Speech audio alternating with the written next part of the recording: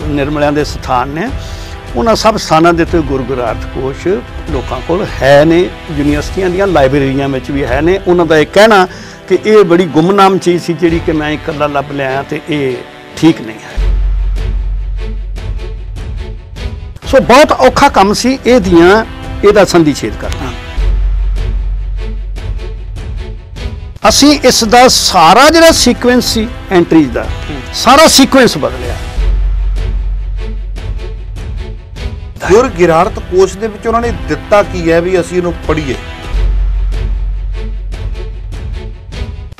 ਇੱਕ ਓਂਕਾਰ ਦੀ ਵਿਆਖਿਆ ਕਿਸੇ ਸਿੱਖ ਨੇ ਕੱਖ ਨਹੀਂ ਕੀਤੀ। ਅੱਜ ਕਿਸੇ ਨੂੰ ਕੋਈ ਵੀ ਵੱਡੇ ਤੋਂ ਵੱਡਾ ਸਿੱਖ ਵਿਆਖਿਆ ਕਰੇ ਨਾ, ਉਹ ਕਹੇਗਾ ਇੱਕ ਓਂਕਾਰ ਇੱਕ ਅਦਵੈਤ ਪਰਮੇਸ਼ਰ ਹੈ। ਤਾਰਾ ਸਿੰਘ ਕੀ ਕਹਿੰਦਾ? ਉਹ ਕਹਿੰਦਾ ਏਕ रूप एक ज्योत एक सुख एक ओत एक निधि एक देव एका एक अंकार है।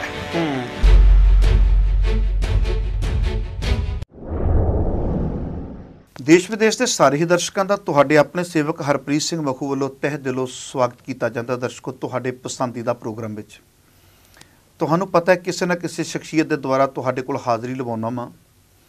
ਅੱਜ ਸਟੂਡੀਓ ਵਿੱਚ ਅਸੀਂ ਨਿਯੋਤਾ ਦਿੱਤਾ ਸੀ, ਬੜੇ ਪਿਆਰ ਦੇ ਨਾਲ ਸਾਡੇ ਸਟੂਡੀਓ ਵਿੱਚ ਪਹੁੰਚੇ ਨੇ ਸਰਦਾਰ ਹਰਭਜਨ ਸਿੰਘ ਜੀ। ਤੇ ਇਹਨਾਂ ਦੇ ਬਾਰੇ ਥੋੜ੍ਹੀ ਜਿਹੀ ਜਾਣਕਾਰੀ ਦੇ ਦਿਆਂ।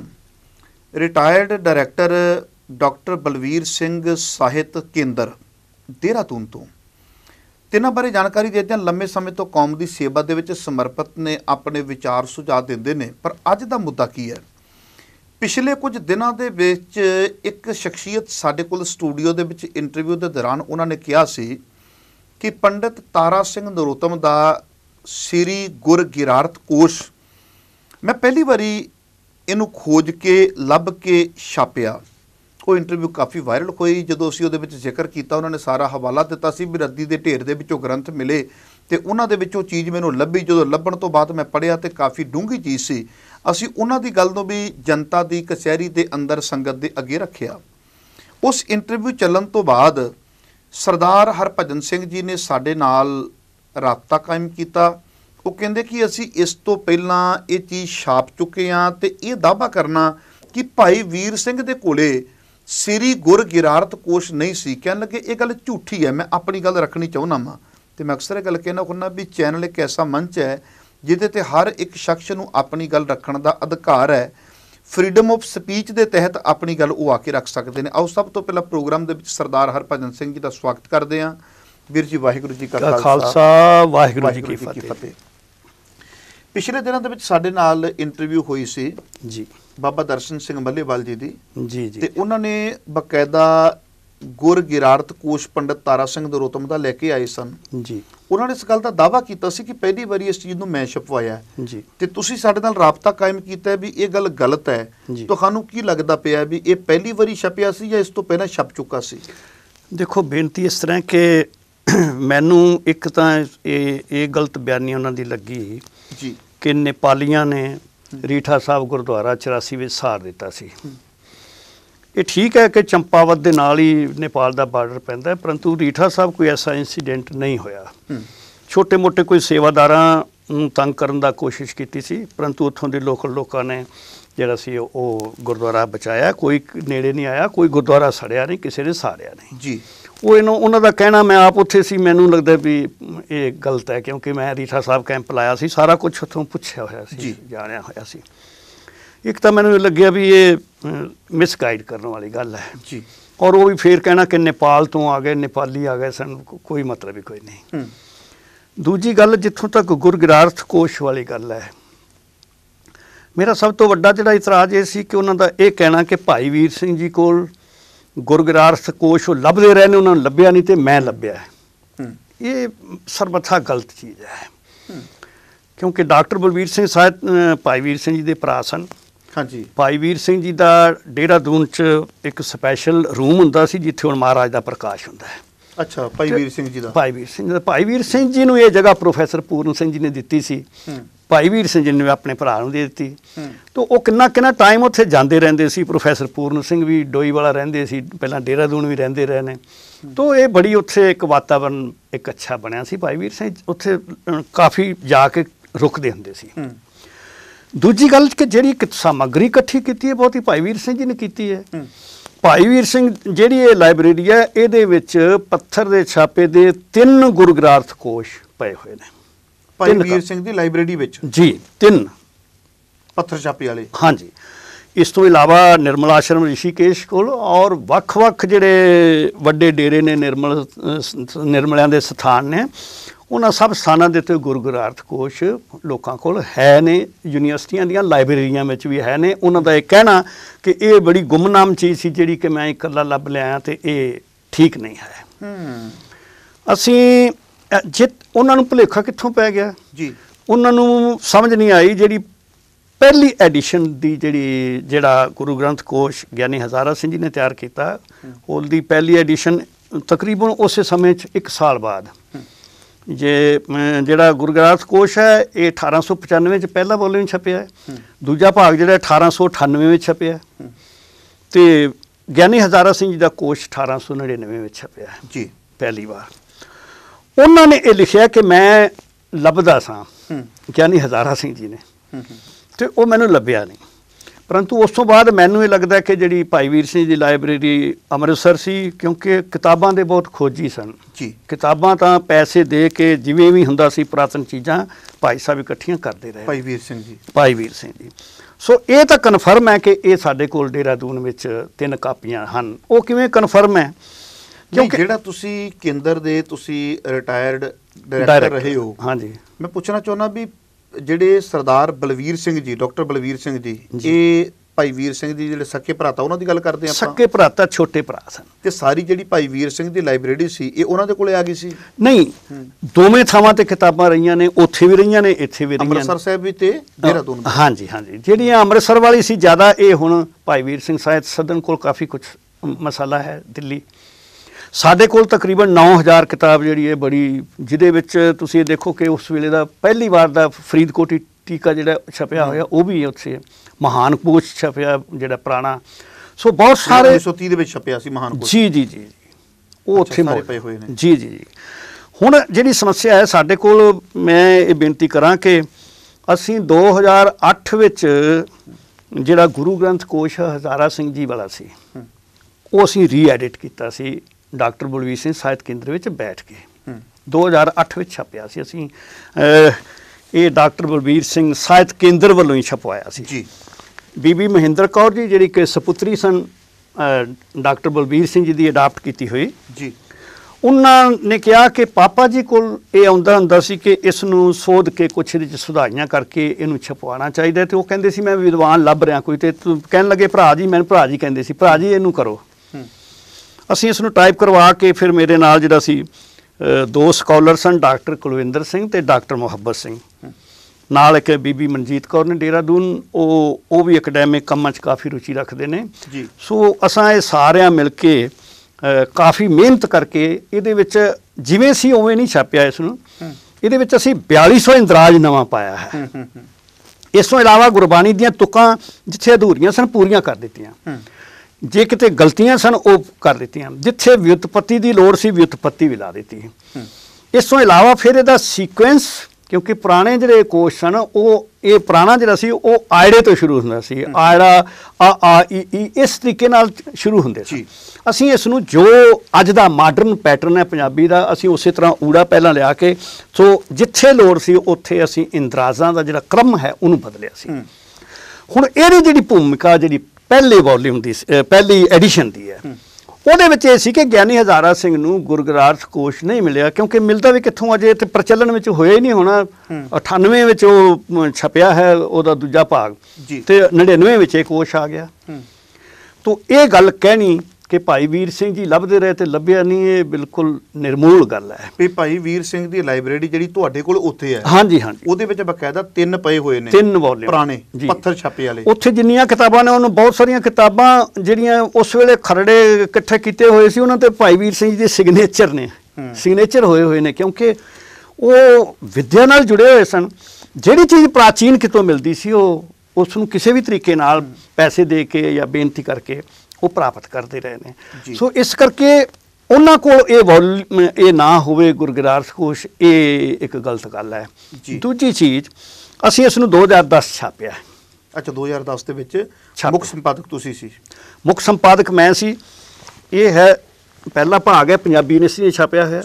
ਅਸੀਂ ਕੋਈ ਇਹ ਵੀ ਨਹੀਂ ਕਿ ਕਿਸੇ ਪ੍ਰਾਈਵੇਟ ਸੰਸਥਾ ਤੋਂ, ਇਹ ਪੰਜਾਬੀ ਯੂਨੀਵਰਸਿਟੀ ਨੇ ਛਾਪਿਆ ਹੋਇਆ। ਇਹ ਇਹਦਾ ਦੂਜਾ ਭਾਗ ਹੈ ਗੁਰਗਿਰਾਰਥ ਕੋਸ਼ ਦਾ। ਅਸੀਂ, ਕਿਉਂਕਿ ਇਹ ਕੰਮ ਬਹੁਤ ਔਖਾ ਸੀ। ਇਹ ਤੁਸੀਂ ਗੁਰਗਿਰਾਰਥ ਕੋਸ਼ 2 ਭਾਗਾਂ ਦੇ ਵਿੱਚ 2010 ਦੇ ਵਿੱਚ ਪੰਜਾਬੀ ਯੂਨੀਵਰਸਿਟੀ ਵੱਲੋਂ ਛਪਾਤਾ? ਛਾਪ ਦਿੱਤਾ। ਦੇਖੋ ਇਹਦੇ 'ਚ 2010 ਲਿਖਿਆ ਹੋਇਆ ਬਕਾਇਦਾ। ਜੀ ਹਾਂਜੀ, ਲਿਖਿਆ ਹੋਇਆ 2010 ਜੀ। ਇਹ ਦੇਖੋ, ਅਸੀਂ ਜਦੋਂ ਗੁਰੂ ਗ੍ਰੰਥ ਕੋਸ਼ ਪ੍ਰਕਾਸ਼ਿਤ ਕਰ ਦਿੱਤਾ ਤਾਂ ਹੁਣ ਕਿਉਂਕਿ ਲਾਇਬ੍ਰੇਰੀ ਵਿੱਚ ਸਾਂ, ਕਿਤਾਬਾਂ ਦੇਖਦੇ ਰਹਿੰਦੇ ਸੀ ਜੀ, ਤੇ ਇਹ ਵੀ ਪਤਾ ਸੀ ਸਾਡੇ ਕੋਲ ਗੁਰਗਿਰਾਰਥ ਕੋਸ਼ ਪਿਆ ਹੋਇਆ ਹੈ। ਨਿਰਮਲਿਆਂ ਉੱਤੇ ਅਸੀਂ ਸੈਮੀਨਾਰ ਵੀ ਬਹੁਤ ਵੱਡਾ ਕੀਤਾ ਸੀ। ਨਿਰਮਲ ਸਾਹਿਤ ਜਿਹੜਾ ਜਿਹੜੀਆਂ ਕੀਮਤੀ ਚੀਜ਼ਾਂ ਸਨ, ਉਹ ਅਸੀਂ ਸੋਚਿਆ ਕਿ ਕੁਝ ਨਾ ਕੁਝ ਆਪਣੇ ਵੱਲੋਂ ਕੰਟਰੀਬਿਊਟ ਕਰੀਏ ਕਿ ਇਹ ਚੀਜ਼ਾਂ ਸੰਭਾਲੀਆਂ ਜਾਣ। ਜਿਵੇਂ ਅਸੀਂ ਇਸ ਤੋਂ ਬਾਅਦ ਜਿਹੜਾ ਕੰਮ ਕੀਤਾ ਸੀ, ਉਹ ਫਿਰ ਪੰਡਤ ਤਾਰਾ ਸਿੰਘ ਨਰੋਤਮ ਜੀ ਦੀ ਗੁਰੂ ਭਾਵ ਦੀਪਕਾ ਪੁਸਤਕ ਹੈ। ਇਹ ਨਿਰਮਲ ਆਸ਼ਰਮ ਰਿਸ਼ੀਕੇਸ਼ ਨੇ ਸਾਨੂੰ ਪ੍ਰੋਜੈਕਟ ਦਿੱਤਾ ਸੀ। ਇਹਦੇ ਵਿੱਚ ਵੀ ਜਿਹੜਾ ਮੁੱਖ ਸੰਪਾਦਕ ਮੈਂ ਹਾਂ ਜੀ, ਮੁੱਖ ਸੰਪਾਦਕ ਤੇ ਇਹ ਡਾਕਟਰ ਕੁਲਵਿੰਦਰ ਸਿੰਘ ਤੇ ਬੀਬੀ ਮਨਜੀਤ ਕੌਰ ਜੀ, ਇਹ ਨੇ। ਇੱਕ ਹੋਰ ਨਿਰਮਲਿਆਂ ਦੀ ਬੜੀ ਪਵਿੱਤਰ ਕਿਤਾਬ ਜਿਹੜੀ ਹੈ ਪੁਰਾਣੀ, ਉਹ ਹੈ ਭਰਮਤੋੜ ਗ੍ਰੰਥ। ਉਹ ਸੰਤ ਮੋਹਰੀ ਸਿੰਘ ਜੀ ਨੇ ਲਿਖੀ ਹੋਈ ਸੀ।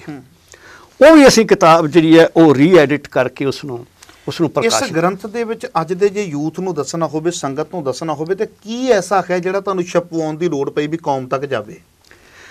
ਦੇਖੋ, ਇੱਕ ਤਾਂ ਇਹ ਕਿ ਦੱਸ ਦੇਵਾਂ ਕਿ ਜਿਹੜਾ ਸਾਡੇ ਕੋਲ ਸਨ ਕਿਤਾਬਾਂ, ਹੁਣ ਉਹ 100 ਸਾਲ ਹੋ ਕੇ ਪੁਰਾਣੀਆਂ ਹੋ ਗਈਆਂ। 100 ਸਾਲ ਤੋਂ ਜ਼ਿਆਦਾ ਹੋ ਗਿਆ। ਤਾਂ ਉਹ ਜਿੱਥੋਂ ਕਾਗਜ਼ ਪਲਟਦੇ ਸੀ ਭੁਰ ਜਾਂਦਾ ਸੀ। ਅਸੀਂ ਸੋਚਿਆ ਨਸ਼ਟ ਹੋ ਗਿਆ ਇਹ ਤਾਂ, ਇਹਨੂੰ ਜਿੱਥੇ ਵੀ ਕਾਪੀ ਹੋਏਗੀ ਉਹ ਸਾਰੀ ਜਗ੍ਹਾ ਤੇ ਕਾਗਜ਼ ਦੀ ਉਮਰ ਤੇ ਹੋਈ ਹੈ। ਅਸੀਂ ਕਿਹਾ ਨਸ਼ਟ ਹੋ ਜਾਏਗਾ। ਅਸੀਂ ਉਹਨੂੰ ਕੀ ਕੀਤਾ ਕਿ ਸਭ ਤੋਂ ਪਹਿਲਾ ਕੰਮ ਕੀਤਾ ਕਿ ਅਸੀਂ ਇਸ ਨੂੰ ਟਾਈਪ ਕਰਵਾਇਆ। ਟਾਈਪ ਕਰਕੇ ਫਿਰ ਅਸੀਂ ਇਸ ਨੂੰ ਇਹਨੂੰ ਸੰਧੀ ਛੇਦ ਕਰਨਾ ਬਹੁਤ ਔਖਾ ਕੰਮ ਸੀ, ਕਿਉਂਕਿ ਲੜੀਵਾਰ ਸੀ। ਫਿਰ ਉਹਦੇ 'ਚ ਪੱਥਰ ਦੇ ਛਾਪੇ ਕਰਕੇ ਕਈ ਜਗ੍ਹਾ ਤੇ ਪੜ੍ਹਨ ਦੀ ਪ੍ਰੋਬਲਮ ਸੀ, ਪਾਠ ਸੀ। ਕਈ ਜਗ੍ਹਾ ਤੇ ਜਿਹੜੀਆਂ ਸਨ ਲਗਾ ਮਾਤਰਾ ਪੱਥਰ ਛਾਪਾ ਹੋਣ ਕਰਕੇ ਅੱਗੇ ਪਿੱਛੇ ਸਨ ਲਗਾ ਮਾਤਰਾ ਠੀਕ ਕੀਤੀਆਂ, ਬਾਣੀ ਦੀਆਂ ਪੰਕਤੀਆਂ ਠੀਕ ਕੀਤੀਆਂ। ਫਿਰ ਇਹਦਾ ਸੰਧੀ ਛੇਦ ਕੀਤਾ। ਜਿਵੇਂ ਸ਼ਬਦ ਆ ਗਿਆ ਮਮਦਾਦੀ ਕਿਤੇ ਲੱਭਦਾ ਨਹੀਂ, ਹੁਣ ਕਿਵੇਂ ਇਹਨੂੰ ਕਰੀਏ ਸੰਧੀ ਛੇਦ, ਕੀ ਬਣੇ ਇਹਦਾ? ਫਿਰ ਮੈਨੂੰ ਸਮਝ ਆਇਆ, ਮੈਂ ਕਿਹਾ ਇਹ ਮਮਤਾ ਆਦਿ ਹੈ। ਸਾਰਾ ਪੜ੍ਹਿਆ ਤੇ ਫਿਰ ਇਸ ਨਤੀਜੇ ਤੇ ਪਹੁੰਚੇ ਮਮਤਾ ਆਦਿ। ਸੋ ਬਹੁਤ ਔਖਾ ਕੰਮ ਸੀ ਇਹਦਾ ਸੰਧੀ ਛੇਦ ਕਰਨਾ। ਸੰਧੀ ਛੇਦ ਕਰਨ ਤੋਂ ਬਾਅਦ ਫਿਰ ਇਹਦੀ ਇੱਕ ਹੋਰ ਪ੍ਰੋਬਲਮ ਹੈ ਬਹੁਤ ਵੱਡੀ, ਜਿਹੜੀ ਪੁਰਾਣੀਆਂ ਪੋਥੀਆਂ ਨੇ, ਉਹਨਾਂ ਦਾ ਜਿਹੜਾ ਸ਼ਬਦਾਂ ਦਾ ਸੀਕੁਐਂਸ ਹੈ ਉਹ ਬਹੁਤ ਪੁਰਾਣੇ ਟਾਈਪ ਦਾ ਹੈ। ਉਹ ਅੱਜ ਜੇ ਕੋਈ ਸ਼ਬਦ ਲੱਭਣ ਲੱਗੇ ਤਾਂ ਸ਼ਬਦ ਹੀ ਲੱਭੇਗਾ ਨਹੀਂ। ਮੈਂ ਇੱਕ ਜਿਵੇਂ ਤੁਹਾਨੂੰ ਸ਼ਬਦਾਂ ਦਾ ਪੁਰਾਣਾ ਕ੍ਰਮ ਦੱਸਣਾ। ਜੇ ਕਫ ਆ ਗਿਆ ਨਾ, ਸ਼ਬਦ ਕਫ ਆ ਗਿਆ, ਹੁਣ ਅਗਲਾ ਸ਼ਬਦ ਵੀ ਫੱਫੇ ਵਾਲਾ ਹੋਣਾ ਚਾਹੀਦਾ। ਪਰ ਇੱਥੇ ਅਗਲਾ ਸ਼ਬਦ ਆ ਗਿਆ ਕਰਪਫਾ, ਉਸ ਤੋਂ ਅੱਗੇ ਆ ਗਿਆ ਕਬ, ਉਸ ਤੋਂ ਅਗਲਾ ਆ ਗਿਆ ਕਬਾਬ, ਫਿਰ ਕਰਬ, ਫਿਰ ਕਤੇਬ, ਤੱਤੇ ਚਲੇ ਗਏ। ਬੱਬਾ ਆ ਗਿਆ, ਫਿਰ ਤੱਤੇ ਤੇ ਚਲੇ ਗਏ। ਫਿਰ ਕਰਤਬ ਆ ਗਿਆ, ਫਿਰ ਕੱਢਭਾ ਆ ਗਿਆ। ਹੁਣ ਇਹ ਇੰਦਰਾਜ ਇਸ ਤਰੀਕੇ ਦੇ ਸਨ ਤੇ ਨਵਾਂ ਪਾਠਕ ਜਿਹੜਾ ਉਹ ਤੇ ਉਹਦੇ ਵਾਸਤੇ ਐਂਟਰੀ ਲੱਭਣੀ ਮੁਸ਼ਕਿਲ ਸੀ। ਅਸੀਂ ਇਸ ਦਾ ਸਾਰਾ ਜਿਹੜਾ ਸੀਕੁਐਂਸ ਸੀ ਐਂਟਰੀਜ਼ ਦਾ, ਸਾਰਾ ਸੀਕੁਐਂਸ ਬਦਲਿਆ। ਠੀਕ ਹੈ, ਮਾਡਰਨ ਜਿਹੜਾ ਸੀਕੁਐਂਸ ਹੈ, ਜਿਹੜਾ ਖਾਸ ਕਰਕੇ ਭਾਈ ਕਾਨ ਸਿੰਘ ਨਾਭਾ ਨੇ ਮਹਾਨ ਕੋਸ਼ 'ਚ ਅਡਾਪਟ ਕੀਤਾ ਹੋਇਆ, ਸਾਰੀਆਂ ਐਂਟਰੀਜ਼ ਅਸੀਂ ਉਸ ਹਿਸਾਬ ਨਾਲ ਤੁਸੀਂ ਕੀਤਾ। ਪਰ ਇਹਦੇ ਵਿੱਚ ਐਸਾ ਕੀ ਹੈ ਕਿ ਅੱਜ ਦਾ ਯੂਥ ਇਹਨੂੰ ਦੇਖੇ, ਪੜ੍ਹੇ, ਸੰਗਤ ਪੜ੍ਹੇ? ਪਹਿਲੀ ਗੱਲ ਤੇ ਇਹ ਵੇ ਕਿ ਆਮ ਆਦਮੀ ਇਸ ਨੂੰ ਪੜ੍ਹ ਲਵੇ ਨਹੀਂ ਪੜ੍ਹ ਸਕੇਗਾ। ਆਮ ਆਦਮੀ ਨੂੰ ਇਹ ਯੂਜ਼ਫੁਲ ਲੱਗੇਗਾ ਨਹੀਂ। ਜਿਹੜਾ ਵਿਦਵਾਨ ਹੈ ਉਸਨੇ ਜਦੋਂ ਗੁਰੂ ਗ੍ਰੰਥ ਸਾਹਿਬ ਦੀ ਵਿਆਖਿਆਕਾਰੀ ਸਮਝਣੀ ਹੈ ਉਹ ਫਰੀਦਕੋਟ ਟੀਕਾ ਪੜ੍ਹੇਗਾ। ਸਧਾਰਨ ਵਿਅਕਤੀ ਨੂੰ ਅਸੀਂ ਕਹਾਂਗੇ ਨਹੀਂ ਤੂੰ ਫਰੀਦਕੋਟ ਟੀਕਾ ਪੜ੍ਹੋ, ਉਹਨੂੰ ਕਹਾਂਗੇ ਪ੍ਰੋਫੈਸਰ ਸਾਹਿਬ ਸਿੰਘ ਜੀ ਨੂੰ ਪੜ੍ਹ ਲਓ ਜੀ, ਕਿਉਂਕਿ ਸਰਲ ਹੈ, ਆਮ ਵਿਅਕਤੀ ਦੀ ਪਹੁੰਚ ਵਿੱਚ ਨਹੀਂ, ਇਹ ਵਿਦਵਾਨਾਂ ਵਾਸਤੇ, ਰਿਸਰਚ ਸਕਾਲਰਾਂ ਵਾਸਤੇ ਹੈ। ਔਰ ਕਿਉਂਕਿ ਪੰਡਤ ਤਾਰਾ ਸਿੰਘ ਨਰੋਤਮ ਇੱਕ ਬੜਾ ਹੀ ਯੂਨੀਕ ਕਿਸਮ ਦਾ ਬੰਦਾ ਹੈ। ਗੁਰ ਗਿਰਾਰਤ ਕੋਸ਼ ਦੇ ਵਿੱਚ ਉਹਨਾਂ ਨੇ ਦਿੱਤਾ ਕੀ ਹੈ ਵੀ ਅਸੀਂ ਇਹਨੂੰ ਪੜ੍ਹੀਏ, ਕੀ ਐਸਾ ਇਹਦੇ ਵਿੱਚ? ਜੋ ਵਿਆਖਿਆ ਉਸਨੇ ਸ਼ਬਦਾਂ ਦੀ ਕਰ ਦਿੱਤੀ ਹੈ ਉਹ ਕੇਵਲ ਉਹ ਹੀ ਕਰ ਸਕਦਾ ਸੀ। ਕਿਉਂਕਿ ਉਸਨੇ ਸਾਰਾ ਵੈਦਿਕ ਸ਼ਾਸਤਰ, ਸਾਰੇ ਸ਼ਬਦਾਂ ਦਾ ਪਿਛੋਕੜ, ਸਾਰਾ ਇੰਡੀਅਨ ਫਲਸਫਾ ਉਸ ਬੰਦੇ ਨੂੰ ਰਟਿਆ ਹੋਇਆ ਸੀ। ਇਤਨਾ ਇੰਟੈਲੀਜੈਂਟ ਬੰਦਾ ਸਿੱਖਾਂ ਦੇ ਵਿੱਚ ਹੋਰ ਕੋਈ ਨਹੀਂ ਹੋਇਆ ਜਿਤਨਾ ਇੰਟੈਲੀਜੈਂਟ ਬੰਦਾ ਪੰਡਤ ਤਾਰਾ ਸਿੰਘ ਨਰੋਤਮ ਸੀ। ਹਾਂ, ਇਹ ਗੱਲ ਵੱਖਰੀ ਹੈ, ਉਹਨਾਂ ਦਾ ਵੈਦਿਕ ਝੁਕਾਅ ਉਹ ਹੈ, ਔਰ ਕਿਤੇ ਕਿਤੇ ਲੋੜ ਤੋਂ ਜ਼ਿਆਦਾ ਲੱਗਦਾ ਹੈ, ਕਿਤੇ ਕਿਤੇ ਐਵੇਂ ਲੱਗਦਾ ਹੈ ਵੀ ਵੈਦਿਕ ਵਿਚਾਰ ਵਿੱਚ ਉਹਨਾਂ ਨੇ ਗੁਰਮਤਿ ਵਿਚਾਰ ਲੁਪਤ ਕਰ ਦਿੱਤਾ ਹੈ, ਪਰ ਸਾਰੀਆਂ ਥਾਵਾਂ ਤੇ ਨਹੀਂ। ਵਿਦਵਾਨ ਜਿਹੜਾ ਹੈ ਉਹਨਾਂ ਦੀ ਵਿਦਵਤਾ ਦੇ ਹੀਰੇ ਮੋਤੀ ਵੀ ਚੁਗ ਲਵੇਗਾ, ਤੇ ਜਿਹੜੇ ਜਿੱਥੇ ਕਿਤੇ ਲੱਗਦਾ ਵੀ ਇਹ ਗੁਰਮਤਿ ਜਿਹੜਾ ਹੈ ਵਿਦਵਾਨ ਉਹ ਦੇਵੇ ਹੀਰੇ ਮੋਤੀ, ਉਹ ਆਪਣੀ ਵਿਵੇਕ ਦੇ ਵਿੱਚੋਂ ਛਾਣ ਕੇ ਉਹ ਚੀਜ਼ ਦੇਵੇ ਨਾ, ਉਹਨਾਂ ਦੀ ਅਗਲੇ ਤੇ ਫਿਰ ਚੁਣ ਲੈਣਗੇ। ਹੁਣ ਮੈਂ ਅੱਧਾ ਮਨਮਤ ਅੱਧੀ ਗੁਰਮਤ ਦੇ ਦਿਆਂ, ਮੈਂ ਇਹ ਸੋਚ ਕੇ ਦਿਆਂ ਵੀ ਅਗਲੇ ਚੁਣ ਲੈਣਗੇ, ਹੋ ਸਕਦਾ ਅਗਲੇ ਚੁਣਨ ਵਾਲੇ ਜਿਹੜੇ ਨੇ ਗੁੰਮਰਾਹ ਵੀ ਹੋ ਜਾਣ, ਦੂਜੀ ਚੀਜ਼ ਚੁਣ ਲੈਣ। ਜਿਹੜਾ ਪਹਿਲਾਂ ਤੇ ਮਨਮਤ ਨਹੀਂ, ਉਹਨਾਂ ਦਾ ਆਪਣਾ ਵਿਆਖਿਆਕਾਰੀ ਦਾ ਅੰਦਾਜ਼ ਹੈ, ਵੈਦਿਕ ਵਿਆਖਿਆ। ਵੈਦਿਕ ਵਿਆਖਿਆਕਾਰੀ ਦਾ ਅੰਦਾਜ਼ ਹੋ ਗਿਆ ਤੇ ਗੁਰਮਤ ਤੇ ਆਪਣੇ ਆਪ ਹੀ ਲੁਪਤ ਹੋ ਗਿਆ ਨਾ ਉਦੋਂ। ਉਦੋਂ ਉਹਨਾਂ ਦੇ ਸਾਹਮਣੇ ਪ੍ਰੋਬਲਮ ਹੋਰ ਕਿਸਮ ਦੀਆਂ ਨੇ। ਉਹਨਾਂ ਦੇ ਸਾਹਮਣੇ ਪ੍ਰੋਬਲਮ, ਉਹਨਾਂ ਨੇ ਬ੍ਰਾਹਮਣ ਨੂੰ ਐਡਰੈਸ ਕਰਨਾ ਹੈ, ਕਿਉਂਕਿ ਜਿਹੜਾ ਬ੍ਰਾਹਮਣ ਦਾ ਵਿਦਵਤਾ ਦਾ ਕਿਲਾ ਹੈ, ਇਹਨੂੰ ਤੋੜਨ ਵਾਸਤੇ ਉਹ ਪੰਡਤ ਲਿਖਦੇ ਸਨ ਆਪਣੇ ਨਾਵਾਂ ਨਾਲ। ਇਹ ਕਿਲਾ ਤੋੜਿਆ ਜਾਵੇ, ਇਸੇ ਕਰਕੇ ਉਹ ਸਿੰਘ ਦੀ ਜਗ੍ਹਾ ਹਰੀ ਪਦ ਵਰਤ ਲੈਂਦੇ ਸੀ। ਤਾਰਾ ਹਰੀ ਵੀ ਨਾਮ ਹੈ ਉਹਨਾਂ ਦਾ, ਕਿਤਾਬਾਂ ਉੱਤੇ ਵੀ ਲਿਖਿਆ ਹੋਇਆ। ਇਹ ਉਹਨਾਂ ਦਾ ਇੱਕ ਜਿਹੜਾ ਪੰਡਤ ਦਾ ਜਿਹੜਾ ਵਿਦਿਆ ਉੱਤੇ ਅਧਿਕਾਰ ਸੀ, ਉਸ ਨੂੰ ਤੋੜਨ ਦਾ ਸੀ। ਹੁਣ ਉਹ ਜਿਨ੍ਹਾਂ ਵਿਦਵਾਨਾਂ ਨੂੰ ਸੰਬੋਧਿਤ ਕਰ ਰਹੇ ਨੇ, ਉਹਨਾਂ ਵਿੱਚੋਂ ਬਹੁਤੇ ਉਹ ਨੇ ਜਿਹੜੇ ਵੇਦ ਪ੍ਰਸਤ ਨੇ। ਗੁਰਮਤਿ ਵਿੱਚ ਵੇਦ ਵੀ ਹੈ ਤੇ ਵੇਦ ਤੋਂ ਉੱਤਮ ਨਹੀਂ ਹੈ। ਇਹ ਦ੍ਰਿੜਾਉਣ ਵਾਸਤੇ ਉਹਨਾਂ ਨੇ ਇਸ ਕਿਸਮ ਦੀ ਵਿਆਖਿਆ ਕੀਤੀ ਹੋਈ ਹੈ। ਇਹ ਨਹੀਂ ਕਿ ਇਹਦੇ ਵਿੱਚ ਕੋਈ ਆਮ ਆਦਮੀ ਨੂੰ ਸਮਝ ਨਹੀਂ ਆ ਜਾਏਗੀ। ਅਸੀਂ ਗੁੰਮਰਾਹ ਕਰਨ ਵਾਲਾ ਕੋਈ ਕੰਮ ਨਹੀਂ ਹੈ। ਉਸ ਵਿਆਖਿਆਕਾਰੀ ਨੂੰ ਸਮਝਣ ਵਾਸਤੇ ਵੀ ਵਿਵੇਕ ਚਾਹੀਦਾ ਕਿ ਕਿਸ ਤਰੀਕੇ ਦੀ, ਕਿਉਂਕਿ ਪੰਡਤ ਤਾਰਾ ਸਿੰਘ ਜਿੱਡਾ ਤੇ ਕੋਈ ਹੋ ਨਹੀਂ ਸਕਦਾ, ਉਹਨੂੰ ਥੋੜਾ ਬਹੁਤ ਸਮਝਣ ਵਾਲਾ ਹੋਏਗਾ ਤਾਂ ਹੀ ਉਹਦੀ ਗੱਲ ਸਮਝ ਸਕਦਾ ਹੈ। ਹਰ ਵਿਅਕਤੀ ਨਹੀਂ ਸਮਝ ਸਕੇਗਾ, ਕਿਉਂਕਿ ਇਹ ਪੰਡਤ ਤਾਰਾ ਸਿੰਘ ਨਰੋਤਮ ਵਰਗਾ ਕੋਈ ਐਸਾ ਇੰਟੈਲੀਜੈਂਟ ਬੰਦਾ, ਮੈਂ ਬੇਨਤੀ ਕਰਾਂ, ਇੱਕ ਓਂਕਾਰ ਦੀ ਵਿਆਖਿਆ ਹੈ। ਇੱਕ ਓਂਕਾਰ ਦੀ ਵਿਆਖਿਆ ਕਿਸੇ ਸਿੱਖ ਨੇ ਕੱਖ ਨਹੀਂ ਕੀਤੀ, ਸਿੱਧੀ ਗੱਲ ਕਹਾਂ। ਜਿਤਨੇ ਵਿਆਖਿਆਕਾਰ ਨੇ ਪੜ੍ਹ ਕੇ ਵੇਖ ਲਓ ਤੁਸੀਂ, ਕੱਖ ਵੀ ਨਹੀਂ ਕੀਤੀ। ਇੱਕ ਸੈਂਟੈਂਸ ਵਿੱਚ ਕਰਤਾ ਅਕਾਲ ਪੁਰਖ ਹੈ, ਐਵੇਂ ਕਹਿ ਦੇਣਗੇ ਅਦਵੈ ਹੈ, ਫਲਾਣਾ ਫਲਾਣਾ, ਉਹਨਾਂ ਨੂੰ ਪਤਾ ਹੀ ਨਹੀਂ ਅਦਵੈ ਕੀ ਚੀਜ਼ ਹੁੰਦੀ ਹੈ। ਮੈਂ ਇੱਕ ਤੁਹਾਨੂੰ ਮਿਸਾਲ ਦੇਣਾ ਵਾਂ ਇਹਨਾਂ ਦੀ, ਤਾਰਾ ਸਿੰਘ ਨਰੋਤਮ ਦੀ। ਇਹ ਲੋਕ ਕਿੱਥੇ ਪਹੁੰਚੇ ਹੋਏ ਸਨ, ਉੱਥੋਂ ਤੱਕ ਅੱਜ ਦਾ ਵਿਵੇਕ ਪਹੁੰਚ ਨਹੀਂ ਸਕਦਾ। ਅੱਜ ਕਿਸੇ ਨੂੰ ਕੋਈ ਵੀ ਵੱਡੇ ਤੋਂ ਵੱਡਾ ਸਿੱਖ ਵਿਆਖਿਆ ਕਰੇ ਨਾ, ਉਹ ਕਹੇਗਾ ਇੱਕ ਓਂਕਾਰ, ਇੱਕ ਅਦਵੈਤ ਪਰਮੇਸ਼ਰ ਹੈ। ਤਾਰਾ ਸਿੰਘ ਨਰੋਤਮ ਨਹੀਂ ਕਹੇਗਾ। ਤਾਰਾ ਸਿੰਘ ਕੀ ਕਹਿੰਦਾ? ਉਹ ਕਹਿੰਦਾ ਏਕ ਰੂਪ, ਏਕ ਜੋਤ, ਏਕ ਸੁਖ, ਏਕ ਓਤ, ਏਕ ਨਿਧि, ਏਕ ਦੇਵ, ਏਕਾ ਏਕ ਓਂਕਾਰ ਹੈ। ਅਦਵੈਤ ਪਰਮਾਤਮਾ, ਜਿਹੜਾ ਸਿਰਜਿਤ ਬ੍ਰਹਮ ਨਹੀਂ, ਜਿਸ ਦਾ ਸਰੂਪ ਵਿੱਚ ਬੰਦੇ ਦਾ ਦਖਲ ਨਹੀਂ, ਉਹ ਏਕਾ ਹੈ। ਤੇ ਫਿਰ ਅੱਗੇ ਓਂਕਾਰ ਵਾਲੇ ਕੀ ਕਹਿੰਦਾ? ਵਹੀ ਨਿਜ ਮਾਇਆ ਮੈਂ, ਉਹ ਹੀ ਜਿਹੜਾ ਏਕਾ ਹੈ। ਉਹ ਜਦੋਂ ਮਾਇਆ ਚ ਆਉਂਦਾ, ਏਕ ਨਿਜ ਮਾਇਆ ਮੈਂ ਪਸਾਰ ਜੋਤੀ, ਤਿੰਨ ਰੂਪ ਹੋ ਗਏ ਨਾ। ਅੱਗੇ ਕਿਸੇ ਵੇਲੇ ਓਂਕਾਰ ਦੀ ਗੱਲ ਹੋਵੇਗੀ ਤੇ ਕਰਾਂਗੇ ਤਿੰਨ ਰੂਪ ਦੀ। ਧਾਰ ਕੇ ਕਹਾਇਓ ਗਿਰਾ ਸਾਰ ਓਂਕਾਰ ਹੈ। ਉਹ ਜਿਹੜਾ ਬਚਨ ਬਣ ਗਿਆ, ਸ਼ਬਦ ਬਣ ਗਿਆ, ਉਹ ਏਕਾ ਸੀ, ਉਹਦੇ ਚੋਂ ਓਂਕਾਰ ਨਿਕਲਿਆ ਹੈ। ਉਹ ਕਹਿੰਦਾ ਏਕਾ ਜਿਹੜਾ ਹੈ, ਇਹਦੇ ਚੋਂ ਓਂਕਾਰ ਨਿਕਲਿਆ ਹੈ। ਅਦਵੈਤ ਕਿਹੜੀ ਚੀਜ਼ ਹੈ? ਅਦਵੈਤ ਜਿਹੜੀ ਹੈ ਉਹ ਕੇਵਲ ਤੇ ਕੇਵਲ ਏਕਾ ਹੈ। ਇਹ ਤਾਂ ਤ੍ਰਿਅੰਗੀ ਹੈ। ਇਹਦੇ ਵਿੱਚ ਤੇ ਆਉ ਮਾਂ ਜਾਂ ਓ ਆ ਮਾਂ, ਇਹ ਤਿੰਨ ਚੀਜ਼ਾਂ ਪਈਆਂ ਨੇ ਓਂਕਾਰ ਦੇ ਵਿੱਚ। ਉਹ ਕਹਿੰਦਾ ਇਹ ਸਿਰਜਿਤ ਬ੍ਰਹਮ ਹੈ ਜੀ। ਵੇਖੋ ਹੁਣ ਇਹ ਚੀਜ਼ ਹੁਣ ਇਹਨਾਂ ਲੋਕਾਂ ਨੇ ਸਾਹਿਤ ਪੜ੍ਹਿਆ ਸੀ ਸਾਡਾ ਸਾਰਾ ਦਾ ਸਾਰਾ ਇੰਡੀਅਨ ਫਲਸਫਾ ਪੜ੍ਹਿਆ ਤਾਂ ਇਹ ਸਮਝ ਸਕਦੇ ਨੇ। ਗੁਰਮਤ ਨੂੰ ਸਮਝਣ ਵਾਸਤੇ ਇੰਡੀਅਨ ਫਿਲਾਸਫੀ ਜਿਹੜੀ ਖਾਸ ਕਰਕੇ ਵੈਦਿਕ ਫਿਲਾਸਫੀ ਹੈ, ਈਵਨ ਬੁੱਧਿਜ਼ਮ ਦੀ ਫਿਲਾਸਫੀ, ਸਾਨੂੰ ਨੂੰ ਪਰਿਭਾਸ਼ਿਤ ਕਿਵੇਂ ਕਰਾਂਗੇ ਜਦੋਂ ਬੁੱਧ ਧਰਮ ਜਾਣਦੇ ਨਹੀਂ ਤੇ ਸਾਨੂੰ ਕਿੱਥੋਂ ਸਮਝ ਲਵਾਂਗੇ? ਨਾਮ ਰੂਪ ਕਿਵੇਂ ਸਮਝਾਂਗੇ ਜੇ ਇੰਡੀਅਨ ਫਲਸਫਾ ਪੜ੍ਹਿਆ ਨਹੀਂ? ਹੁਣ ਇਹਨਾਂ ਨੇ ਦੇਖੋ ਗੁਰੂ ਗੋਬਿੰਦ ਸਿੰਘ ਮਹਾਰਾਜ ਨੇ ਬਚਿੱਤਰ ਨਾਟਕ 'ਚ ਕੀ ਲਿਖਿਆ ਓਂਕਾਰ ਦੇ ਬਾਰੇ? ਪ੍ਰਥਮ ਕਾਲ ਜਬ ਕਰਾ ਪਸਾਰਾ, ਇਹ ਕਾ ਪਹਿਲਾਂ ਬਣਿਆ ਓਂਕਾਰ ਤੇ ਸ੍ਰਿਸ਼ਟੀ ਉਪਾਰਾ। ਉਸਨੇ ਅੱਗੇ ਏਕੇ ਨੇ ਓਂਕਾਰ ਨੂੰ ਸਾਜਿਆ ਹੈ ਤੇ ਓਂਕਾਰ ਤੋਂ ਅੱਗੇ ਪਸਾਰਾ ਹੋਇਆ ਹੈ। ਇਸ ਕਿਸਮ ਦੀ ਵਿਆਖਿਆ, ਇਹ ਬਾਰੀਕੀਆਂ ਪੰਡਤ ਤਾਰਾ ਸਿੰਘ ਨਰੋਤਮ ਹੀ ਜਾਣ ਸਕਦਾ ਸੀ, ਹਰ ਵਿਅਕਤੀ ਨਹੀਂ ਜਾਣ ਸਕਦਾ। ਪਰ ਕੁਝ ਲੋਕ ਕਹਿੰਦੇ ਨੇ ਕਿ ਜਿਹੜਾ ਕਾਹਨ ਸਿੰਘ ਨਾਭਾ ਜੀ ਨੇ ਮਹਾਨ ਕੋਸ਼ ਲਿਖਿਆ ਜੀ, ਕਹਿੰਦੇ ਕਿ ਪੰਡਤ ਤਾਰਾ ਸਿੰਘ ਨਰੋਤਮ ਦੇ ਜਿਹੜਾ ਹੈਗਾ ਗੁਰ ਗਿਰਾਰਥ ਕੋਸ਼ ਇਹਦੇ ਵਿੱਚੋਂ ਲਿਆ ਹੋਇਆ। ਇਹ ਉਸ ਨਾਲ ਮੈਨੂੰ ਲੱਗਦਾ ਕਿ ਉਸ ਦਿਨ ਵਾਲੀ ਜਿਹੜੀ ਗੁਰਮੁਖਾਂ ਦੀ ਇੰਟਰਵਿਊ ਸੀ ਉਹਦੇ 'ਚ ਉਹਨਾਂ ਨੇ ਕਿਹਾ ਸੀ। ਇਹ ਬਿਲਕੁਲ ਹੀ ਗਲਤ ਹੈ। ਪਹਿਲੀ ਗੱਲ ਤਾਂ ਇਹ ਵੇ, ਹਰ ਵਿਦਵਾਨ ਪੂਰਵਲੇ ਕੰਮਾਂ ਨੂੰ ਵੇਖਦਾ। ਅੱਜ ਵੀ ਯੂਨੀਵਰਸਿਟੀਆਂ 'ਚ ਇਸ ਪਹਿਲਾਂ ਹੀ ਕਹਿੰਦੇ ਆ, ਪਹਿਲਾਂ ਸਰਵੇ ਕਰ ਤੂੰ ਇਹਦੇ 'ਤੇ ਕੰਮ ਕਿੰਨਾ ਹੋਇਆ, ਕਿਸੇ ਨੇ ਕੀ ਕਿਹਾ ਤਾਂ ਅੱਗੇ ਕਰ ਕੰਮ। ਹਰ ਵਿਦਵਾਨ ਜਿਹੜਾ ਪੁਰਾਣੇ ਸਾਰੇ ਵੇਖੇਗਾ ਕੀ ਕੁਛ ਹੋ ਚੁੱਕਾ ਹੈ। ਅਗਰ ਇਹਨਾਂ ਨੇ ਗੁਰਗਿਰਾਰਥ ਕੋਸ਼ ਲਿਖਿਆ ਤਾਂ ਇਹਨਾਂ ਨੇ ਪਰਿਆਏ ਜਿਹੜੇ ਪਹਿਲਾਂ ਲਿਖੇ ਚਾ ਚੁੱਕੇ ਨੇ, ਉਹਨਾਂ ਨੇ ਕਹਿਤਾ ਉਹਨਾਂ ਨੇ ਪਰਿਆਏ ਚੰਦਾ ਸਿੰਘ ਜੀ ਨੇ ਲਿਖੇ ਸੀ ਸਭ ਤੋਂ ਪਹਿਲਾਂ। ਨਹੀਂ, ਚੰਦਾ ਸਿੰਘ ਨੇ 1887-88 ਚ ਪ੍ਰਕਾਸ਼ਿਤ ਕਰਵਾਏ ਨੇ। 1872 ਵਿੱਚ ਰਣ ਸਿੰਘ ਬੇਦੀ ਨੇ ਪ੍ਰਕਾਸ਼ਿਤ ਕਰਵਾਏ ਸੀ ਪਰਿਆਏ।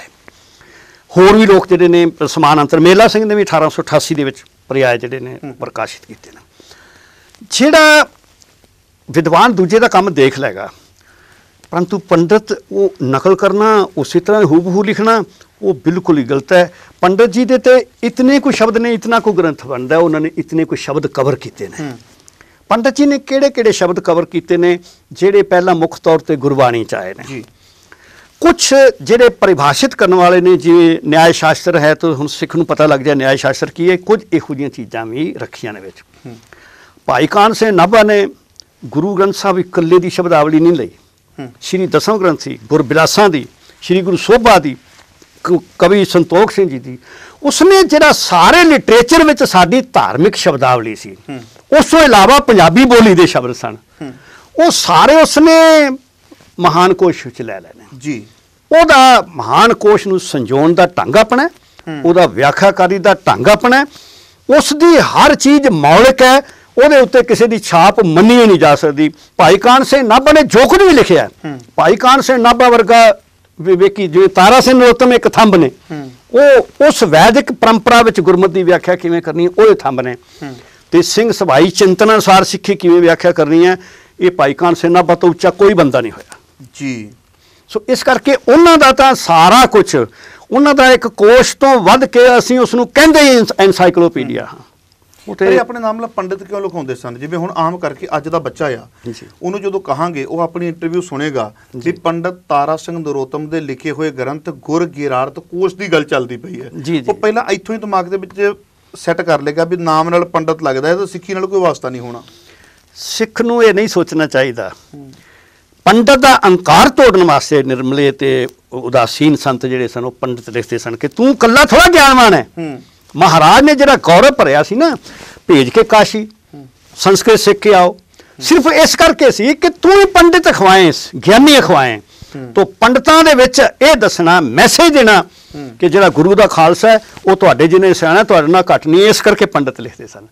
ਜੇ ਗਿਆਨੀ ਲਿਖਦੇ ਤੇ ਉਹ ਜਿਹੜਾ ਪੰਡਤ ਸੀ ਨਾ, ਉਹ ਪੰਡਤ ਕਹਿੰਦੇ ਗਿਆਨੀ ਤਾਂ ਗਿਆਨੀ ਹੈ, ਹਮ ਤਾਂ ਪੰਡਿਤ ਹੈ। ਉਹਨਾਂ ਨੇ ਦੱਸਤਾ ਕਿ ਨਹੀਂ, ਜਿੰਨਾ ਤੂੰ ਪੰਡਿਤ ਹੈ ਮੈਂ ਉਸ ਤੋਂ ਵੱਡਾ ਪੰਡਿਤ ਹਾਂ, ਇਸ ਕਰਕੇ ਲਿਖਦੇ ਸਨ। ਇਸੇ ਤਰ੍ਹਾਂ ਉਹ ਆਪਣੇ ਨਾਂ ਨਾਲ ਤਾਰਾ ਹਰੀ ਨਾਮ ਉਹਨਾਂ ਦਾ ਪ੍ਰਚਲਿਤ ਹੈ, ਹਰੀ ਲਿਖਦੇ ਸੀ। ਹਰੀ ਕਿਉਂ ਲਿਖਦੇ ਸੀ? ਕਈ ਨਿਰਮਲੇ ਹੁਣ ਵੀ ਹਰੀ ਲਿਖਦੇ ਨੇ। ਉਹ ਹਰੀ ਇਸ ਕਰਕੇ ਲਿਖਦੇ ਸੀ ਕਿਉਂਕਿ ਉਹਨਾਂ ਨੇ ਬ੍ਰਾਹਮਣ ਦੇ ਕੇਂਦਰਾਂ ਵਿੱਚ, ਬ੍ਰਾਹਮਣ ਦੀਆਂ ਸੰਸਥਾਵਾਂ ਵਿੱਚ, ਬ੍ਰਾਹਮਣ ਦੇ ਗਿਆਨ ਵਿੱਚ ਉਹਨਾਂ ਨੇ ਘੁਸਣਾ ਸੀ। ਜੇ ਉਹ ਪੰਡਤ ਨਾਲ ਲਿਖੇ ਵੜਨ ਨਹੀਂ ਦਿੰਦਾ, ਨਿਹੰਗ ਸਿੰਘਾਂ ਵਾਲਾ ਬਾਣਾ ਪਹਿਨ ਲਿਆ ਤੇ ਉਹਨੇ ਕਹੇ ਇਹ ਤਾਂ ਬਾਬਾ ਜੀ ਹੈ, ਜਾਓ ਆਪ, ਗੱਲ ਹੀ ਨਹੀਂ ਕਰੇਗਾ ਪੰਡਿਤ। ਹੁਣ ਜੇ ਉਹ ਸਿੰਘ ਲਿਖਦੇ ਨੇ ਤਾਂ ਪੰਡਿਤ ਨੂੰ ਲੱਗਦਾ ਕਿ ਨਹੀਂ ਇਹ ਤਾਂ ਸੁਧਰਮ ਕੇ ਹੈ, ਹਮਾਰੇ ਹੈ ਹੀ ਨਹੀਂ, ਹਮ ਆਪਸੇ ਬਾਤ ਹੀ ਨਹੀਂ ਕरेंगे। तो उन्होंने की किया कि हरी लिख लो। अमृतधारी सिख होने करके सिंह लिखना जरूरी है। हरी का नाम, हरी जिहड़ा सिंह दा, सिंह उहदा अर्थ है। ਹੁਣ ਉਹਨਾਂ ਨੇ ਇੱਕ ਜੁਗਤ ਵਰਤ ਲਈ ਕਿ ਬ੍ਰਾਹਮਣ ਵਿੱਚ ਕੁਸਨਾਮੀ ਹੈ ਤੇ ਸਿੱਖੀ ਥੋੜਾ ਛੱਡ ਦੇਣੀ ਹੈ, ਸਿੰਘ ਦੀ ਜਗ੍ਹਾ ਹਰੀ ਲਿਖ ਲੈਣਾ ਪਏ। ਸੋ ਇਹਨਾਂ ਪੂਰਨ ਰੂਪ ਦੇ ਵਿੱਚ ਪੰਡਤ ਤਾਰਾ ਸਿੰਘ ਨਰੋਤਮ ਜਿਹੜੇ ਨੇ ਜੀ, ਇੱਕ ਤੇ ਪੰਡਤ ਲੱਗ ਗਿਆ ਜੀ, ਇੱਕ ਤਾਰਾ ਹਰੀ ਕਰ ਦਿੱਤਾ ਉਹਨਾਂ ਨੇ, ਉਹ ਤੁਸੀਂ ਦੱਸ ਦਿੱਤਾ ਹਰੀ ਦੇ ਅਰਥ। ਨਰੋਤਮ ਕੀ ਹੈ? ਨਰੋਤਮ ਨਰ ਉੱਤਮ, ਨਰਾਂ ਵਿੱਚੋਂ ਸ਼੍ਰੇਸ਼ਠ। ਦੇਖੋ ਇਹ ਬੜਾ ਇੱਕ ਗੌਰਵ। ਆਪਣੇ ਆਪ ਨੂੰ ਆਪ ਲਿਖਦੇ ਹੁੰਦੇ ਸੀ ਕਿ ਇਹ ਲਕਬ ਕਿਸੇ ਵੱਲੋਂ ਮਿਲਿਆ ਸੀ ਉਹਨਾਂ ਨੂੰ? ਇਹ ਹੋ ਸਕਦਾ ਹੈ ਕਿ ਨਿਰਮਲ ਭੇਖ ਨੇ ਉਹਨਾਂ ਨੂੰ ਦਿੱਤਾ ਹੋਵੇ, ਕਿਸੇ ਮਹਾਂਪੁਰਸ਼ ਨੇ ਦਿੱਤਾ ਹੋਵੇ, ਕਿਸੇ ਸ਼੍ਰੀ ਮਹੰਤ ਨੇ ਉਹਨਾਂ ਨੂੰ ਕਿਹਾ ਹੋਵੇ ਤੂੰ ਚੈਨ ਨਰਾਂ ਵਿੱਚੋਂ ਉੱਤਮ ਹੈ, ਪਰੰਤੂ ਇਹ ਉਹਨਾਂ ਦੇ ਨਾਮ ਨਾਲ ਚੱਲਿਆ ਆਉਂਦਾ ਹੈ ਨਰੋਤਮ। ਪੰਡਤ ਤਾਰਾ ਸਿੰਘ ਨਰੋਤਮ, ਪੰਡਤ ਤਾਰਾ ਸਿੰਘ ਨਰੋਤਮ ਜੀ। ਤਾਂ ਇਹਨਾਂ ਦੀਆਂ ਇਸ ਤੋਂ ਇਲਾਵਾ ਹੋਰ ਕਿੰਨੀਆਂ ਕਿ ਐਸੇ ਗ੍ਰੰਥ ਜਿਹੜੇ ਲਿਖੇ ਹੋਏ ਨੇ? ਇਹਨਾਂ ਦੇ ਦੇਖੋ ਇਹਨਾਂ ਨੇ ਬਹੁਤ ਕੰਮ ਕੀਤਾ ਹੋਇਆ ਸਿੱਖੀ ਦੇ ਉੱਤੇ ਨਾ, ਜਿਵੇਂ ਇਹਨਾਂ ਦੀ। ਪਰ ਅੱਜ ਤੱਕ ਇਹ ਜ਼ਿਆਦਾ ਬਾਹਰ ਕਿਉਂ ਨਹੀਂ ਆਈ? ਅੱਜ ਦਾ ਜਿਹੜਾ ਬੱਚਾ ਕਿਸੇ ਕੋਰਸ ਕਰਦਾ ਆ ਉਹ ਤੇ ਇਹਨਾਂ ਚੀਜ਼ਾਂ ਨੂੰ ਪਤਾ ਵੀ ਨਹੀਂ, ਦੇਖਦਾ ਵੀ ਨਹੀਂ ਹੋਣਾ। ਮੋਖ ਪੰਥ ਟੀਕਾ 1865 ਈਸਵੀ ਚ, ਸੁਰਤਰੂ ਕੋਸ਼ 1866, ਗੁਰਮਤ ਨਿਰਣੈ ਸਾਗਰ 1877 ਚ, ਅਕਾਲ ਮੂਰਤ ਦਰਸ਼ਨ 1878, ਗੁਰੂ ਵੰਸ਼ ਤਰੁ ਦਰਪਣ 1878, ਟੀਕਾ ਗੁਰਭਾਵ ਦੀਪਕਾ, ਇਹਦੇ ਚ ਜਪਜੀ ਇਹ ਵਾਲਾ ਜਿਹੜਾ ਹੈ ਜਿਹੜਾ ਥੱਲੇ ਸਾਡੇ ਐ ਪਿਆ ਹੈ, ਇਹਦੇ ਵਿੱਚ ਜਪ ਰਹਿ ਰਸ ਸੋਹਿਲਾ ਤੇ ਸ਼ਬਦ ਹਜ਼ਾਰੇ ਦੇ ਵਿਆਖਿਆ ਕੀਤੀ ਹੋਈ ਹੈ ਇਹਨਾਂ ਨੇ। ਫਿਰ ਸਟੀਕ ਭਗਤ ਬਾਣੀ, ਉਹ ਵੀ ਅਸੀਂ ਐਡਿਟ ਕਰਨ ਦੇ ਨੇੜੇ ਸੀ ਤੇ ਉਸ ਤੋਂ ਪਹਿਲਾਂ ਫਿਰ ਗਿਆਨੀ ਬਲਵੰਤ ਸਿੰਘ ਕੋਠਾ ਗੁਰੂ ਜੀ ਨੇ ਪ੍ਰਕਾਸ਼ਿਤ ਕਰ ਦਿੱਤਾ ਤੇ ਉਹ ਫਿਰ ਵਿੱਚ ਰਹਿ ਗਿਆ। ਸਾਰਾ ਕੁਝ ਸਾਡਾ ਤਿਆਰ ਸੀ, ਉਹਨੂੰ ਸੋਧ ਲਿਆ ਸੀ ਅਸੀਂ। ਇਸ ਤੋਂ ਇਲਾਵਾ ਫਿਰ ਗੁਰਤੀਰਥ ਸੰਗ੍ਰਹਿ ਟੀਕਾ ਸ੍ਰੀ ਰਾਗ ਜੀ ਦਾ, ਇਹ ਉਹਨਾਂ ਦੀਆਂ ਬੜੀਆਂ ਵੱਡੀਆਂ ਜਿਹੜੀਆਂ ਕ੍ਰਿਤੀਆਂ ਨੇ ਉਹਨਾਂ ਦੀਆਂ। ਵੀ ਕਾਫੀ ਐਸੇ ਗ੍ਰੰਥ ਨੇ ਜਿਹੜੇ ਲਿਖੇ ਹੋਏ ਨੇ ਜਿਹੜੇ ਅੱਜ ਕੱਲ੍ਹ ਕਈਆਂ ਲੋਕਾਂ ਨੇ ਪੜ੍ਹੇ ਨਹੀਂ, ਦੇਖੇ ਨਹੀਂ। ਪਰ ਮੈਂ ਇੱਕ ਲਾਸਟ ਦੇ ਉੱਪਰ ਇਹ ਸਵਾਲ ਕਰਾਂਗਾ, ਜਿਹੜੀ ਬਾਬਾ ਦਰਸ਼ਨ ਸਿੰਘ ਮੱਲੇਵਾਲ ਨੇ ਸਾਡੇ ਇਸੇ ਸਟੂਡੀਓ ਵਿੱਚ ਸਾਡੇ ਨਾਲ ਇੰਟਰਵਿਊ ਦੇ ਵਿੱਚ ਦੱਸਿਆ ਸੀ ਵੀ ਮੈਂ ਪਹਿਲੀ ਵਾਰੀ ਛਪਾ ਰਿਹਾ ਵਾਂ, ਇਹ ਗ੍ਰੰਥ ਲੁਕਿਆ ਹੋਇਆ ਸੀ, ਇੰਜ ਕਹ ਲਓ ਵੀ ਇਹਦੀ ਇੱਕੋ ਇੱਕ ਕਾਪੀ ਸੀ ਤੇ ਮੈਂ ਉਹਨੂੰ ਛਪਵਾਇਆ, ਮਿਹਨਤ ਕੀਤੀ। ਅਸੀਂ ਉਹਨਾਂ ਦੀ ਵਿਚਾਰਧਾਰਾ ਵੀ ਸੰਗਤਾਂ ਦੇ ਅੱਗੇ ਰੱਖੀ ਹੈ। ਅੱਜ ਤੁਸੀਂ ਆ ਕੇ ਉਸ ਗੱਲ ਨੂੰ ਕੱਟਿਆ, ਰੱਦ ਕੀਤਾ ਬਕਾਇਦਾ। ਉਹਦੇ ਵਿੱਚ ਤੁਸੀਂ 3 ਚੀਜ਼ਾਂ ਨੂੰ ਕੱਟਣ ਦਾ ਯਤਨ ਕੀਤਾ ਹੈ। ਇੱਕ ਤਾਂ ਤੁਸੀਂ ਇਹ ਹਵਾਲਾ ਦਿੱਤਾ ਹੈ ਵੀ ਗੁਰਦੁਆਰਾ ਰੀਠਾ ਸਾਹਿਬ ਵਿਖੇ ਕੋਈ ਅੱਗ ਨਹੀਂ ਲੱਗੀ, ਇਸ ਤਰ੍ਹਾਂ ਦਾ ਪ੍ਰਚਾਰ ਕਰਨਾ ਗਲਤ ਹੈ। ਸੈਕੰਡ, ਤੁਸੀਂ ਕਹਿੰਦੇ ਕਿ ਇਹ ਗੱਲ ਕਹਿਣੀ ਕਿ ਭਾਈ ਵੀਰ ਸਿੰਘ ਕੋਲੇ ਚੀਜ਼ ਮੌਜੂਦ ਨਹੀਂ ਸੀ, ਭਾਈ ਵੀਰ ਸਿੰਘ ਕੋਲੇ ਪੱਥਰ ਛਾਪੇ ਦੇ 3 ਅੱਜ ਵੀ ਉਹਨਾਂ ਦੀ ਲਾਇਬ੍ਰੇਰੀ ਵਿੱਚ ਐਸਾ ਤਾਂ ਨਹੀਂ ਕਿਸੇ ਨੇ ਬਾਅਦ ਵਿੱਚ ਸੌਂਪ ਦਿੱਤੇ ਹੋਣ, ਭੇਟਾ ਕਰ ਦਿੱਤੇ ਹੋਣ? ਨਹੀਂ, ਇਹ ਤੇ ਉਹਨਾਂ ਦੇ ਕੋਈ ਹੁਣ ਤੇ ਕਿਸੇ ਕੋਲ ਹੈ ਹੀ ਨਹੀਂ, ਹੋਰ ਵਿਅਕਤੀ ਕੋਲ ਹੋ ਹੀ ਨਹੀਂ ਸਕਦੇ। ਜਿਹੜੇ ਵਿਦਿਆ ਦੇ ਕਦਰਦਾਨ ਨੇ ਕੇਵਲ ਤੇ ਕੇਵਲ ਉਹਨਾਂ ਕੋਲ ਹੀ ਗੁਰੂ ਗ੍ਰੰਥ ਕੋਸ਼ ਮਿਲੇਗਾ, ਆਮ ਆਦਮੀ ਕੋਈ ਮਿਲ ਹੀ ਨਹੀਂ ਸਕਦਾ। ਤੇ ਤੀਜੀ ਗੱਲ ਤੁਸੀਂ ਇਹ ਕੱਟੀ ਹੈ ਕਿ ਉਹਨਾਂ ਨੇ ਜਿਹੜੀ ਗੱਲ ਕੀਤੀ ਸੀ ਕਿ ਕਾਨ ਸਿੰਘ ਨਾਭਾ ਨੇ ਮਹਾਨ ਕੁਛ ਜਿਹੜਾ ਲਿਖਿਆ ਹੈ ਉਹਦੇ ਵਿੱਚ ਕਾਫੀ ਕੁਝ ਇਹਦੇ ਵਿੱਚੋਂ ਲਿਆ ਹੋਇਆ ਵੀ ਐਸਾ ਕੁਝ ਨਹੀਂ ਹੈ। ਨਹੀਂ, ਉਹਨਾਂ ਤੇ ਲਿਖ ਦਿੱਤਾ ਵੀ ਇਹ ਉਹਦੀ ਕਾਪੀ ਹੈ। ਇਹੋ ਜਿਹੀ ਸਟੇਟਮੈਂਟ ਦੇਣੀ ਨਹੀਂ ਚਾਹੀਦੀ। ਕਾਨ ਸਿੰਘ ਨਾਭਾ ਕਿਸੇ ਦੀ ਨਕਲ ਕਰੇਗਾ, ਕਾਨ ਸਿੰਘ ਨਾਭਾ ਦੇ ਸੈਂਕੜੇ ਸਾਲ ਤੱਕ ਲੋਕ ਨਕਲ ਕਰਨਗੇ। ਉਹ ਬੰਦਾ ਜਿਹੜਾ ਉਹ ਆਪਣਾ ਇਤਨਾ ਪ੍ਰਚੰਡ ਵਿਵੇਕ ਹੈ, ਹੈਰਾਨ ਹੋ ਜੀਦਾ ਕਿ ਇੱਕ ਬੰਦਾ ਇੰਨਾ ਕੰਮ ਕਰ ਕਿਵੇਂ ਸਕਦਾ ਹੈ। ਉਹਨਾਂ ਦਾ ਜਿਹੜਾ ਜੋ ਕੁਝ ਲਿਖਿਆ ਹੈ ਉਹਦਾ ਕੋਈ ਗੁਰਗ੍ਰੰਥ ਕੋਸ਼ ਦੀ ਕੋਈ ਸਿੱਧੀ ਛਾਇਆ, ਪ੍ਰਤੱਖ ਛਾਇਆ ਥੋੜੀ ਵੀ ਨਹੀਂ ਦਿਸਦੀ। ਅੱਛਾ, ਉਹਦੇ ਵਿੱਚ ਨਾ। ਬਾਕੀ ਕਿਸੇ ਵਿਦਵਾਨ ਨੂੰ ਹੁਣ ਮੰਨ ਲਓ ਅੱਜ ਮੈਂ ਕੋਈ ਚੀਜ਼ ਲੱਗਾ ਮੈਂ ਲਿਖਣ ਤੇ ਮੈਂ ਗ੍ਰੰਥਾਂ ਨੂੰ ਸਟੱਡੀ ਕਰਾਂਗਾ, ਕੋਈ ਚੀਜ਼ ਨਹੀਂ ਸਮਝ ਪੈਂਦੀ ਉਹਦੇ ਵਿੱਚੋਂ ਦੇਖ ਸਕਦਾ ਵਾਂ। ਸਹਾਰਾ ਲੈਣਾ ਹੋਰ ਗੱਲ ਹੈ, ਪਰ ਕਾਪੀ ਪੇਸਟ ਕਰਨਾ ਹੋਰ ਗੱਲ ਆ ਜਾਂਦੀ ਹੈ। ਕਈ ਵਾਰੀ ਬੰਦੇ ਦੇ ਸਹਾਰਾ ਲੈਣ ਦੀ ਨੀਅਤ ਨਹੀਂ ਹੁੰਦੀ, ਸਿਰਫ ਇਹ ਵੇਖਣ ਆਉਂਦਾ ਇਹਨੇ ਕੀ ਲਿਖਿਆ, ਇਹਨੇ ਕੀ ਲਿਖਿਆ। ਉਹਨੂੰ ਆਸਰਾ ਵੀ ਨਹੀਂ ਚਾਹੀਦਾ। ਜਿਵੇਂ ਜਿਸ ਤਰੀਕੇ ਦਾ ਵਿਅਕਤੀ ਤਾਰਾ ਸਿੰਘ ਨਰੋਤਮ ਹੈ, ਉਹਨੂੰ ਸਹਾਰਾ ਨਹੀਂ ਚਾਹੀਦਾ। ਕਾਨ ਸਿੰਘ ਨਾਭਾ, ਉਹਨੂੰ ਸਹਾਰਾ ਨਹੀਂ ਚਾਹੀਦਾ ਕਿਸੇ ਦਾ। ਉਹ ਸੁਤੰਤਰ ਚਿੰਤਕ ਨੇ ਬਿਲਕੁਲ, ਪਰੰਤੂ ਕਿਸੇ ਨੇ ਦੂਜੇ ਨੇ ਕੀ ਲਿਖਿਆ ਉਹ ਵੇਖ ਲੈਂਦੇ ਨੇ, ਨਜ਼ਰ ਮਾਰ ਲੈਂਦਾ ਹਰੇਕ ਬੰਦਾ, ਸਿਆਣਾ ਬੰਦਾ ਹਰੇਕ ਹੀ ਜਿਹੜਾ ਉਹ ਵਿਦਵਾਨ ਦੀ ਗੱਲ ਜਿਹੜੀ ਹੈ ਉਹ। ਬਿਲਕੁਲ ਜੀ। ਡਾਕਟਰ ਹਰਭਜਨ ਸਿੰਘ ਜੀ, ਤੁਹਾਡਾ ਦਿਲ ਦੀਆਂ ਗਹਿਰਾਈਆਂ ਤੋਂ ਧੰਨਵਾਦੀ ਹਾਂ। ਤੁਸੀਂ ਸਾਡੇ ਸਟੂਡੀਓ ਵਿੱਚ ਆ ਕੇ ਤੇ ਭੁਲੇਖੇ ਕੱਢਣ ਦਾ ਯਤਨ ਕੀਤਾ ਹੈ। ਕੌਮ ਗੁੰਮਰਾਹ ਨਾ ਹੋਵੇ ਕਿਸੇ ਵੀ ਤਰੀਕੇ, ਇਹ ਸਦਾ ਹੀ ਉਪਰਾਲਾ ਕਰਦੇ ਰਹਾਂਗੇ।